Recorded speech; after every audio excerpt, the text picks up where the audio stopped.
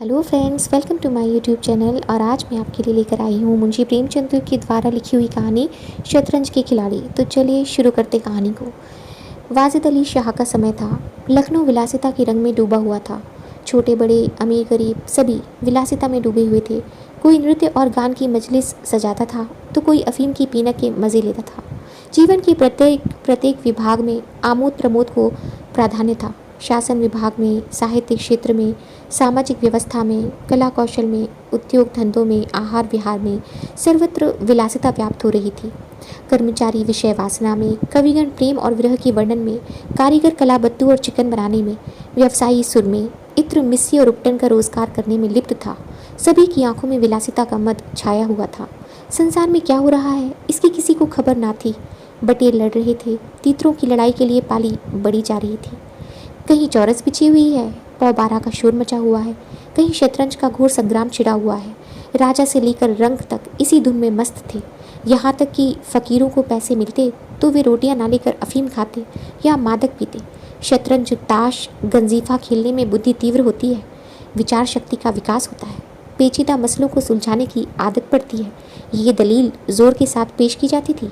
इस संप्रदाय के लोगों से दुनिया अब भी खाली नहीं है। इसलिए अगर मिर्ज़ा सज्जाद अली और मीर रोशन अली अपना अधिकांश समय बुद्धि तीव्र करने में व्यतीत करते थे तो किसी विचारशील पुरुष को भला क्या आपत्ति हो सकती थी। दोनों के पास मौरूसी जागीरें थीं, जीविका की कोई चिंता ना थी, घर बैठे चकोतियाँ होती। आखिर और करते ही क्या। प्रातःकाल दोनों मित्र नाश्ता करके बिसात बिछाकर बैठ जाते, मोहरे सज जाते और लड़ाई के दांव पेच होने लगते थे। फिर खबर ना होती थी कि कब दोपहर हुई, कब तीसरा पहर, कब शाम। घर के भीतर से बार बार बुलावा आता था, खाना तैयार है। यहाँ से जवाब मिलता, चलो आते हैं, दस्तरखान बिछाओ। यहाँ तक कि बावर्ची विवश होकर कमरे में ही खाना रख जाता था और दोनों मित्र दोनों काम साथ साथ करते थे। मिर्ज़ा सज्जाद अली के घर में कोई बड़ा बूढ़ा ना था, इसीलिए उन्हीं के दीवान खाने में बाजियाँ होती थी। मगर यह बात ना था कि मिर्ज़ा के घर के और लोग उसके व्यवहार से खुश हों। घरवाली का तो कहना ही क्या, मोहल्ले वाले, घर के नौकर चाकर तक नित्य द्वेषपूर्ण टिप्पणियाँ किया करते थे। बड़ा मनहूस खेल है, घर को तबाह कर देता है। खुदा ना करे किसी को इसकी चाट पड़े। आदमी दीन दुनिया किसी के काम का नहीं रहता, ना घर का ना घाट का। बुरा रोग है। यहाँ तक कि मिर्ज़ा की बेगम इससे इतना द्वेष था उसको कि अवसर खोज खोज कर पति को लताड़ती रहती, पर उन्हें इसका अवसर मुश्किल से ही मिलता था। वह सोचती रहती थी, तब तक इधर बाजी बिछ जाती थी और रात को जब सो जाती थी तब कहीं मिर्ज़ा जी भीतर आते थे। हाँ, नौकरों पर वह अपना गुस्सा उतारती रहती थी। क्या पान मांगी है? कह दो आकर ले जाएं, खाने की भी फुर्सत नहीं। ले जाकर खाना सर पटक दो, खाएं चाहे कुत्ते को खिलाएं। पर रूबरू वह कुछ ना कह सकती थी। उनको अपने पति से उतना मलाल ना था जितना मीर साहब से था। उन्होंने उसका नाम मीर बिगाड़ू रख छोड़ा था। शायद मिर्ज़ा जी अपनी सफाई देने के लिए सारा इल्ज़ाम मीर साहब के सर पे थोप देते थे। एक दिन बेगम साहिबा के सर में दर्द होने लगा। उन्होंने लौड़ी से कहा, जाकर मिर्ज़ा साहब को बुला लाओ, किसी हकीम के यहाँ से दवा लाएं। दौड़ जल्दी जा। लौड़ी गई तो मिर्ज़ा ने कहा, चल अभी आते हैं। बेगम का मिजाज गर्म था। इतनी ताप कहाँ कि उनके सर में दर्द हो और पति शतरंज खेलता रहे। चेहरा सुर्ख हो गया। लौड़ी से कहा, जाकर कह अभी चलिए, नहीं तो वह आप ही हकीम के यहाँ चली जाएगी। मिर्ज़ा जी बड़ी दिलचस्प बाजी खेल रहे थे। 2 ही कश्तों में मीर साहब की मात हुई जाती थी। चिल्लाकर बोले, क्या ऐसा दम लगो पर है, ज़रा सब्र नहीं होता? मीर, अरे तो जाकर सुनी ही आइए ना, औरतें नाजुक मिजाज होती हैं। मिर्ज़ा, जी हाँ, चला क्यों ना जाऊँ, 2 कश्तों में आपको मात जो हो रही है। मीर, जनाब इस भरोसे में ना रहिएगा। वह चाल सोची है कि आपके मोरे धरे रहें और मात हो जाए। पर जाइए, सुनाइए, क्यों खामोखा उनका दिल दुखाइएगा। मिर्ज़ा, इसी बात पर मात ही करके जाऊँगा। मीर, मैं खेलूँगा ही नहीं, आप जाकर सुनाइए पहले। मिर्ज़ा, अरे यार जाना, क्या जाना ही पड़ेगा हकीम के यहाँ? सर दर्द खाक नहीं है, मुझे परेशान करने का बहाना है। मीर, कुछ भी हो उनकी खातिर तो करनी ही पड़ेगी। मिर्ज़ा, अच्छा एक चाल और चल लूँ? मीर, हरगिज़ नहीं, जब तक आप सुनना आवेंगे मैं मोरे पर हाथ भी ना लगाऊंगा। मिर्ज़ा साहब मजबूर होकर अंदर गए तो बेगम साहिबा ने त्योरियाँ बदल कर लेकिन कराहते हुए कहा, तुम्हें निगुड़ी शतरंज इतनी प्यारी है, चाहे कोई मर ही जाए पर उठने का नाम नहीं लेते। नौज कोई तुम जैसा आदमी है क्या? मिर्ज़ा, क्या कहूँ, मीर साहब मानते ही ना थे। बड़ी मुश्किल से पीछा छुड़ा कर आया हूँ। बेगम, क्या जैसे वह खुद निखट्टू हैं वैसे हम सबको समझते हैं? उनके भी बाल बच्चे हैं या सबका सफाया कर डाला है? मिर्ज़ा, बड़ा लती आदमी है, जब आ जाता है तब मजबूर होकर खेलना पड़ता है। बेगम, दुत्कार क्यों नहीं देते? मिर्ज़ा, बराबर का आदमी है, उम्र में, दर्जे में मुझसे 2 अंगुल ऊँचे हैं, मुलाहिजा करना ही पड़ता है। बेगम, तो मैं ही दुत्कार देती हूँ, नाराज़ हो जाएंगे तो हो जाएं, कौन किसी की रोटियां चला देता है। रानी रूठेगी, अपना सुहाग लेगी।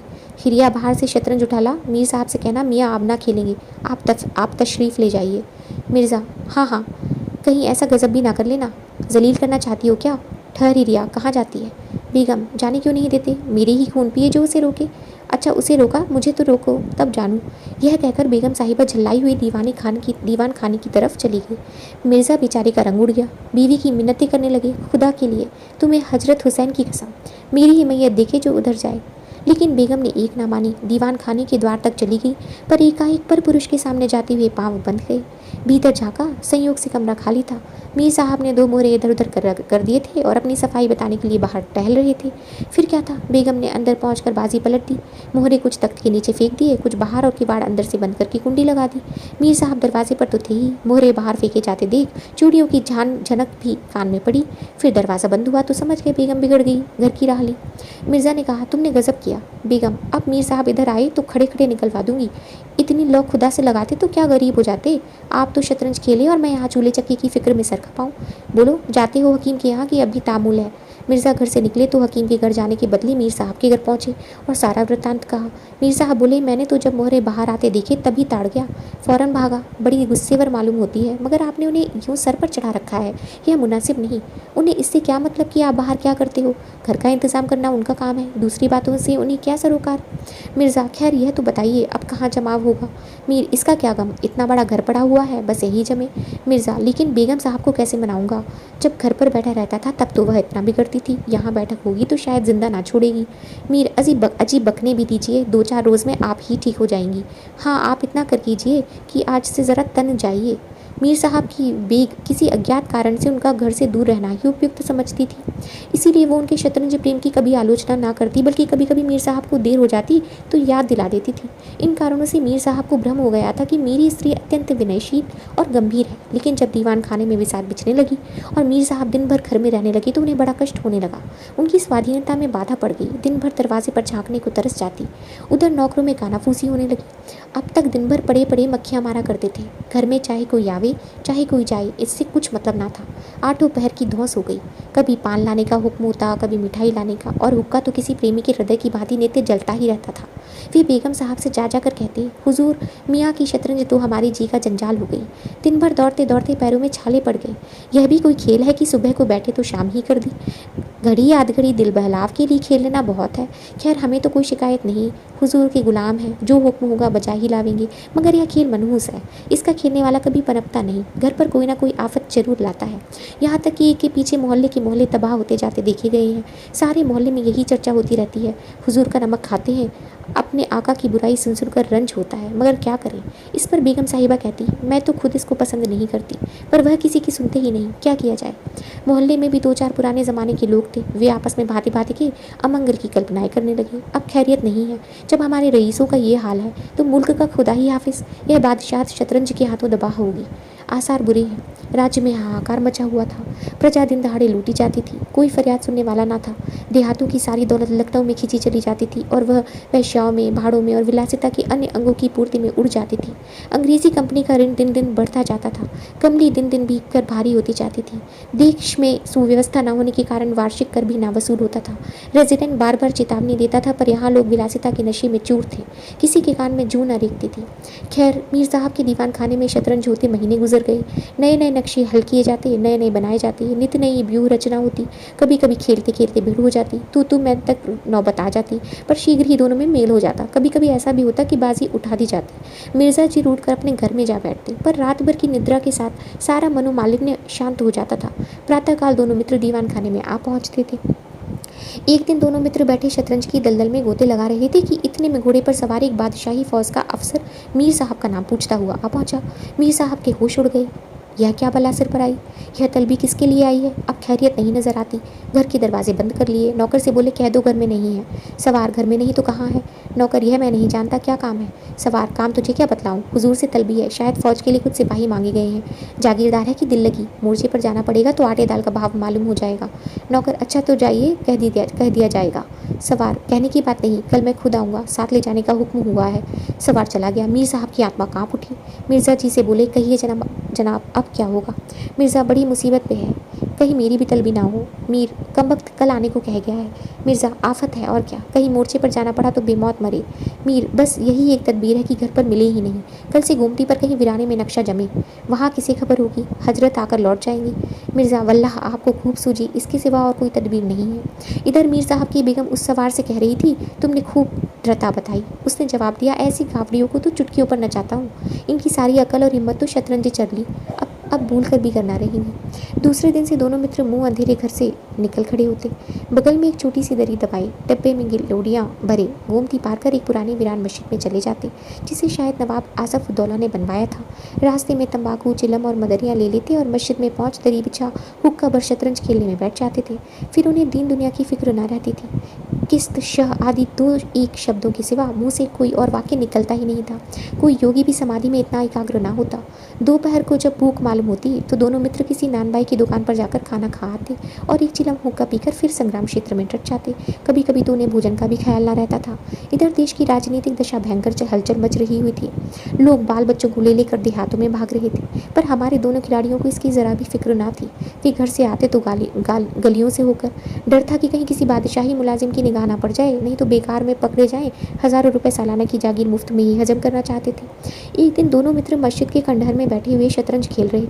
मिर्ज़ा की बाजी कुछ कमज़ोर थी। मीर साहब को किश्त पर किश्त दे रहे थे। इतने में कंपनी के सैनिक आते हुए दिखाई दिए। यह गोरों की फौज थी जो लखनऊ पर अधिकार जमाने के लिए आ रही थी। मीर साहब, अंग्रेज़ी फौज आ रही है, खुदा खैर करे। मिर्ज़ा, आने दीजिए, किश्त बचाइए, लो यह किश्त।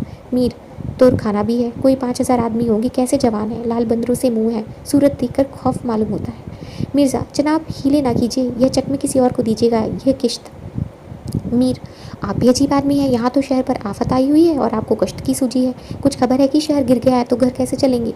मिर्ज़ा, जब घर चलने का वक्त आएगा तो देखी जाएगी, यह किश्त। बस अब आपकी शह में मात है, आपकी शह में मात है।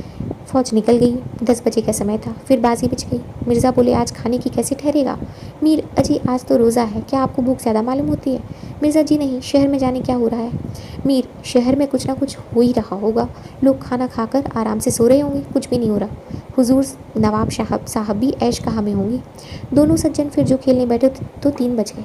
अब की मिर्ज़ा की बाजी कमज़ोर थी। 4 का गज़र बज रहा था कि फ़ौज की वापस की आहट मिली। नवाब वाजिद अली शाह पकड़ लिए गए थे और उन्हें किसी अज्ञात स्थान को लेकर जा रही थी। शहर में ना कोई हलचल थी, ना मारकाट, एक बूंद भी खून नहीं गिरा। आज तक किसी स्वाधीन देश के राजा की पराजय इतनी शांति से इस तरह खून बहाए बिना ना हुई होगी। यह अहिंसा ना थी जिस पर देवगण प्रसन्न होते हैं, यह कायरपन था जिस पर बड़े से बड़े कायर आंसू बहाते हैं। अवध के विशाल देश का नवाब बंदी बना चला जाता था और लखनऊ ऐश की नींद में मस्त था। यह राजनीतिक अधःपतन की चरम सीमा थी। मिर्ज़ा ने कहा, हुजूर नवाब को जालिमों ने कैद कर लिया है। मीर, होगा, यह लीजिए शह। मिर्ज़ा, जनाब ज़रा ठहरिए, इस वक्त इधर तबीयत ठीक नहीं लगती, बेचारे नवाब साहब इस वक्त खून के आंसू रो रहे होंगे। मीर, रोया ही चाहे, यह ऐश का हक अब वहाँ कहाँ नसीब होगा। यह किश्त। मिर्ज़ा, किसी के दिन बराबर नहीं जाते, कितनी दर्दनाक हालत है। मीर, हाँ सो तो है ही, यह लो फिर किश्त। बस अब की किश्त में मात है, बच नहीं सकते। मिर्ज़ा, खुदा की कसम आप बड़े बेदर्द हैं, इतना बड़ा हादसा देख कर भी आपको दुख नहीं होता। हाय गरीब वाजिद अली शाह। मीर, पहले अपने बादशाह को तो बचाइए, फिर नवाब का मातम कीजिएगा। यह किश्त और मात, लाना हाथ। बादशाह को लिए हुए सेना सामने से निकल गई। उनके जाते ही मिर्ज़ा ने फिर बाजी बिछा ली। हार की चोट बुरी होती है। मीर ने कहा, आइए नवाब के मातम में मर्सिया कह डालें। लेकिन मिर्ज़ा की राजभक्ति अपनी हार के साथ लुप्त हो चुकी थी। वह हार का बदला चुकाने के लिए अधीर हो गए थे। शाम हो गई। खंडहर मेम चमगादड़ों ने चीखना शुरू कर दिया। अबाबीलें आकर अपने घोंसलों में चिपटी, पर दोनों खिलाड़ी डटे हुए थे, मानो दोनों खून के प्यासे सूरमा आपस में लड़ रहे हों। मिर्ज़ा जी 3 बाजियां लगातार हार चुके थे। इस चौथी बाजी का भी रंग अच्छा ना था। वह बार बार जीतने का दृढ़ निश्चय कर संभल कर खेलते थे, लेकिन एक न एक चाल ऐसी बेढब आ जाती थी जिससे बाजी खराब हो जाती थी। हर बार हार के साथ प्रतिकार की भावना और उग्र होती जाती थी। उधर मीर साहब मारी उमंग की गज़ल गाते, चुटकियाँ लेते, मानो कोई गुप्त धन पा गए हों। मिर्ज़ा सुन सुनकर झुठलाते और हार की झेप मिटाने के लिए उनकी दाद देते। ज्यों ज्यों बाजी कमज़ोर पड़ती थी, धैर्य हाथ से निकलता जाता था, यहाँ तक कि वह बात बात पर झुंझलाने लगी। जनाब आप चाल ना बदला कीजिए, यह क्या कि चाल चलें और फिर उसे बदल दिया जाए। जो कुछ चलना है वह एक बार में चल दीजिए। यह आप मोहरे पर ही क्यों हाथ रखे रहते हैं? मोहरे छोड़ दीजिए। जब तक आपको चाल ना सूझे मोहरा छुइए ही नहीं। आप एक एक चाल आधे घंटे में चलते हैं, इनकी सनद नहीं। जिसे एक चाल चलने में 5 मिनट से ज़्यादा लगे उसकी मात समझी जाए। फिर आपने चाल बदली, चुपके से मोहर वहीं रख दीजिए। मीर साहब की फर्जी पिटता था। बोले मैंने चाल चली ही कब? मिर्ज़ा आप चाल चल चुके हैं, मोहरा वहीं रख दीजिए उसी घर में। मीर उसमें क्यों रखूं, हाथ से मोहरा छोड़ा कब था? मिर्ज़ा मोहरा आप क़यामत तक ना छोड़े तो क्या चाल ही ना होगी? फर्जी पिटते देखा तो धांधली करने लगी। मीर धांधली आप करते हैं, हार जीत तकदीर से होती है, धांधली करने से कोई नहीं जीतता। मिर्ज़ा तो इस बाजी में आपकी मात हो गई। मीर मुझे क्यों मात होने लगी? मिर्ज़ा तो आप मोहरा उसी घर में रख दीजिए जहाँ पहले रखा था। मीर वहाँ क्यों रखूँ, नहीं रखता। मिर्ज़ा क्यों ना रखिएगा, आपको रखना होगा। तकरार बढ़ने लगी, दोनों अपनी अपनी टेक पर अड़े थे, ना यह दबता था ना वह। अप्रासंगिक बातें होने लगी। मिर्ज़ा बोले किसी ने खानदान में शतरंज खेली होती तब तो इसके कायदे जानते, वे तो हमेशा घास छीला किए, आप शतरंज क्या खेलिएगा, रियासत और चीज़ है, जागीर मिल जाने से ही कोई रईस नहीं हो जाता। मीर क्या घास आपके अब्बा जान छीलते होंगे, यहाँ तो पीढ़ियों से शतरंज खेलते चले आते हैं। मिर्ज़ा अच्छा चाहिए, गाज़िउद्दीन हैदर के यहाँ बावर्ची का काम करते करते उम्र गुजर गई, आज रईस बनने चले हैं। रईस बनना कुछ दिल लगी नहीं। मीर क्यों अपने बुजुर्गों के मुंह पर कालिक लगाते हो, वे होंगे बावर्ची, यहाँ तो बादशाह के दस्तरखान पर खाना खाते चले आए हैं। मिर्ज़ा अरे चल चरकटे, बहुत बढ़कर बातें ना कर। मीर ज़बान संभालिए वरना बुरा होगा, मैं ऐसी बातें सुनने का आदी नहीं। यहाँ तो किसी ने आंखें दिखाई कि उसकी आंखें निकाली, है हौसला। मिर्ज़ा आप मेरा हौसला देखना चाहती हैं तो फिर आइए, आज दो दो हाथ हो जाए इधर या उधर। मीर तो यहाँ तुमसे दबने वाला कौन है? दोनों दोस्तों ने कमर से तलवारें निकाल ली, नवाबी ज़माना था, सभी तलवार पेश कब्ज़ कटारा वगैरह बांधते थे। दोनों विलासी थे पर कायर न थे, उनमें राजनीतिक भावों का अधःपतन हो चुका था। बादशाह के लिए क्यों मरे, पर व्यक्तिगत वीरता का अभाव न था। दोनों ने पैतरे बदले, तलवारें चमकी, छपाछप की आवाज़ें आईं, दोनों जख्मी होकर गिरे, दोनों ने वहीं तड़प तड़प कर जाने दे दी। अपने बादशाह के लिए उनकी आंखों से एक बूंद आंसू ना निकला। उन्होंने शतरंज के वजीर की रक्षा में प्राण दे दिए। अंधेरा हो चला था, बाजी बिछी हुई थी, दोनों बादशाह अपने अपने सिंहासन पर बैठे मानो इन वीरों की मृत्यु पर रो रहे थे। चारों तरफ सन्नाटा छाया हुआ था, खंडहर की टूटी हुई मेहराबें, गिरी हुई दीवारें और धूल दूसरित मीनारें इन लाशों को देखती और सर धुनती थी। तो दोस्तों ये थी कहानी शतरंज के खिलाड़ी। अगर आपको ये कहानी अच्छी लगे तो प्लीज़ इसे लाइक करना ना भूलें और ऐसी और कहानियाँ सुनने के लिए मेरे चैनल को सब्सक्राइब करें। Thank you.